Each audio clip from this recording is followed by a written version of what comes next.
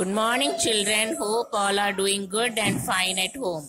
Before moving to the second section of the lesson, let us see what we have seen in the first section. It was a windy summer and the children were drying clothes. Usha's plan was to go to bazaar and they were discussing about the haunted hill which the grandfather has told them. She goes to the town and purchases the things. She went through the fields, then along the saddle of the hill and up to the ruins. While passing through the way, she saw crumbling walls, plum tree and a whistling thrush. She was about to fall but balanced herself. At last she reached the bazaar, and in the bazaar she purchased all the things whichever she wants, and at last she purchased a necklace for herself. She visits her aunt Lakshmi. There she found the symptoms of heavy rain. Then she walks fast to return home. These are the answers for the homework which I have given. You can cross-check the answers. These are the answers for the riddles. You can cross-check the answer with your answer. These are the answers. Please check. Now let's see section 2. Here, strangely the wind had dropped. The trees were still, not a leaf moved. The crickets were silent in the grass. The crows flew round in a circle, then settled down for the night in an oak tree. These are the symbols. The nature is indicating that it's going to rain heavily. Now let us see the next paragraph. I must get home before dark, said Usha to herself as she hurried along the path. But already the sky was darkening. The clouds, black and threatening, looked over Haunted Hill. This was March, the month of storms. A deep rumble echoed over the hills and Usha felt the first heavy drop of rain hit her cheek. She had no umbrella with her. The weather had seemed so fine just a few hours ago.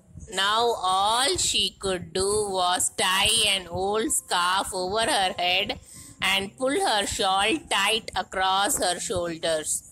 Holding the shopping bag close to her body, she quickened her pace. Here, pace means moving very quickly. She was almost running, but the raindrops were coming down faster now. Big, heavy pallets of rain. Pallets means like the drops were like stones. Let us move to the next paragraph now. A sudden flash of lightning lit up the hill. The ruins stood out in clear outline. Then all was dark again. Night had fallen. Here ruin means old broken house on the top of the hill was clearly visible in the dark. I won't get home before the storm breaks, thought Usha. I will have to shelter in the ruins. She could only see a few feet ahead, but she knew the path well and she began to run. Suddenly the wind sprang up again and brought the rain with a rush against her face. It was cold, stinging rain. She could hardly keep her eyes open. The wind grew in force. It hummed and whistled. Usha did not have to fight against it. It was behind her now and helped her along up the steep path and on the brow of the hill. So in the heavy rain, she reached on the top of the hill now. That is, she decided to stay in the ruins, the broken building. She was forced to. There was another flash of lightning followed by a peal of thunder. The ruins looked up before her, grim and forbidding. Here, forbidding means threatening. She knew there was a corner where a piece of old roof remained. It would give some shelter. It would be better than trying to go on. In the dark, in the howling wind, she had only to stay off the path to go over a rocky cliff edge. She don't want to take any risk by going along with the rocky cliff edge, so she want to take shelter in the ruins, and she know the place very well. That's why she stayed there. Ooh, ooh, howled the wind. She saw the wild plum tree swaying bent double, its foliage thrashing against the ground. The broken walls did little to stop the wind.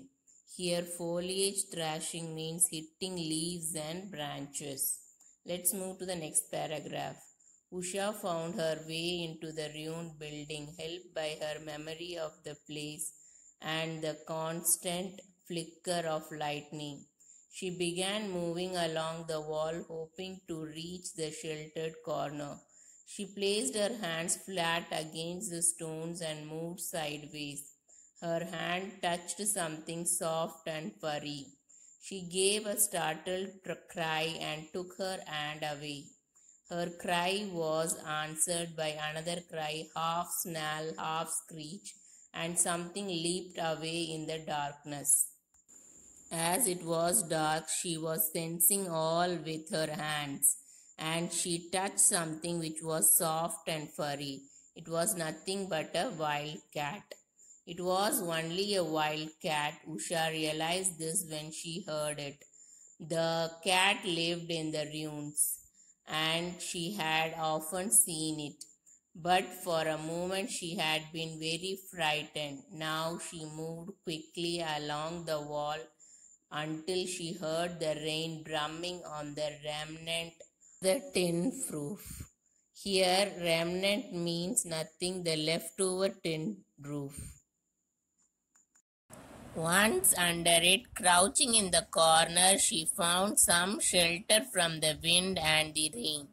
Above her, the tin sheets ground and clattered as if they would sail away at any moment, but they were held down by the solid branch of straggling old oak tree.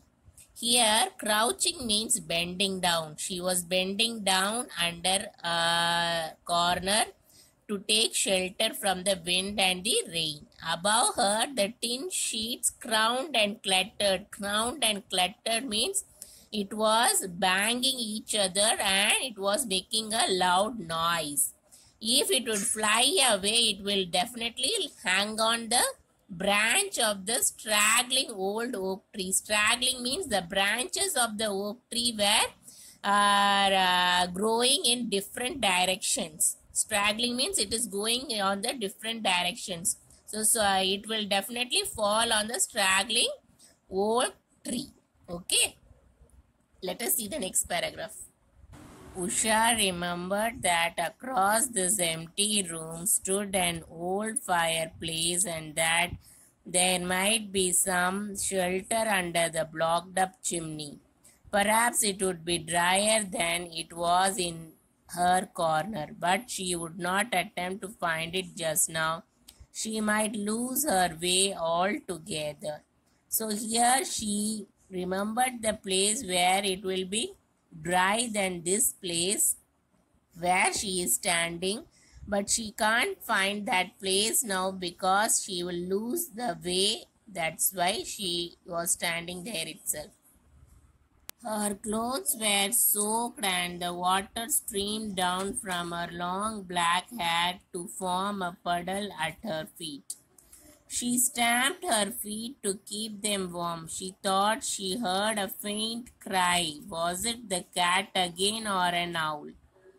But the sound of the storm blotted out all other sounds. So here she was completely wet, and because she is wet, the water was standing under her feet. To make herself warm, she was jumping and stamping her feet so that she can keep herself warm. and she could hear some scream sound, but as the storm sound was larger, she couldn't, that was dominating the other sounds. Let us see our next paragraph. There had been no time to think of ghosts, but now that she was in one place without any plans for venturing out again, she remembered grandfather's story about the lightning blasted ruins. She hoped and prayed that lightning would not strike her as she sheltered there.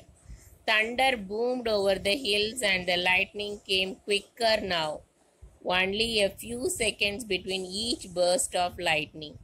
So here she was not having any time to think about the ghost. Only she took shelter in the ruins to escape from the lightning and the storm. So that was a good place to get shelter. Let us see the next paragraph. Then there was a bigger flash than most, and for a second or two the entire room was lit up. A streak of blue sizzled along the floor of the building in at one end and out at the other. Usha was staring straight ahead. As the opposite wall was lit up, she saw crouching in the disused fireplace two small figures. They could only have been children. The ghostly figures looked up, staring back at Usha, and then everything was dark again. She can't go out from this place, as this place is safe, as she has heard from her grandfather about lightning striking the people. The whole place lit up for a while, and then she saw two figures standing in the fireplace, and it was too dark again. Let's have a